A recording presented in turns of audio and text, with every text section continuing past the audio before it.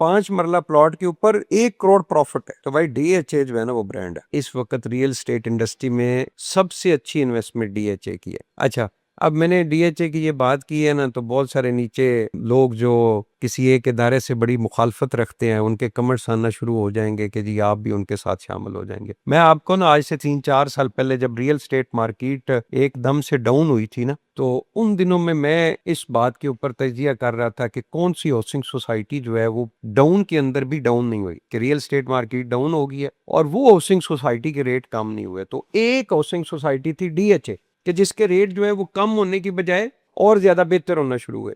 तो मैंने जो हमारे DHA के अंदर हमारे बहुत सारे जो डीलर भाई है, मैंने उनके साथ जब इंफॉर्मेशन इकट्ठी की कि यार DHA क्यों डाउन नहीं हो रहा, बल्कि पहले से निस्बत जो है वो बेहतरी की तरफ जा रहा है, तो उन्होंने मुझे कहा कि सबसे ज्यादा इसके अंदर ओवरसीज इन्वेस्टमेंट कर। मैं बड़ा हैरान हुआ। मैंने कहा यार ये उस वक्त आपको पता है वो एक जो पॉलिटिकल लीडर थे उनकी गवर्नमेंट खत्म हुई थी, तो चूंकि हमारे ओवरसीज पाकिस्तानी 90% जो हैं उनके फैन थे और बहुत ज्यादा दिल बर्दाश्ता थे, और सबसे ज्यादा वो नेगेटिविटी जो करते थे सोशल मीडिया के ऊपर वो DHA और ये जो डिफेंस के इदारे हैं इनकी करते थे। तो मैं बड़ा हैरान हुआ कि एक साइड पे सारे लोग जो है वो सोशल मीडिया के ऊपर जो है वो इनकी बुराई कर रहे हैं और इन्वेस्टमेंट भी उधर कर रहे हैं। अभी 2 दिन पहले की मैं आपको एक बात बताता हूँ, सच्चा वाकया। एक अंकल मेरे पास आए, कंट्री से आउट ऑफ कंट्री थे, उनका एक इशू था, वो मेरे पास आए किसी रेफरेंस से। तो उन्होंने आके ना तकरीबन आधा घंटा मेरे सामने पाकिस्तान की और पाकिस्तान के इदारों की खूब उन्होंने क्लास ली।